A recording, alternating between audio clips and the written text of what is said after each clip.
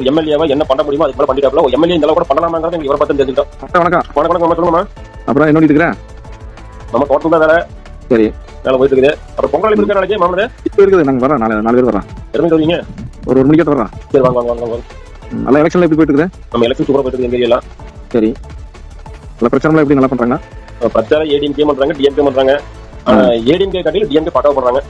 சரி, எங்களுது நம்ம ஏடிஎம்கே பாத்தீங்கன்னா 10 பீரியட் ஏடிஎம்கே ஆட்சியில் இருந்து எங்க ஆட்சி இருந்தாங்க.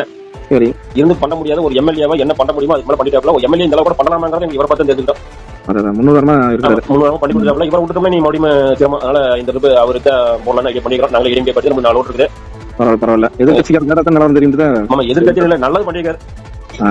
10 வருஷமா பொன்சரசு ஏற்பாடு முன்னாடி வந்து ஜெயிச்சாங்க. சரி, ஒன்னும் பெருசா இல்ல. இந்த ட்ரிப் பொண்ணு ஜெயிச்சாரு, நல்லா பண்ணிட்டாப்ல. சரி, ரைட்டு. கட்சிக்காரெல்லாம் போட்டுருவாங்க. நீங்க மாற்று கட்சிக்காரர் நீங்க போட்டீங்க அத்தனை பெருவாரி.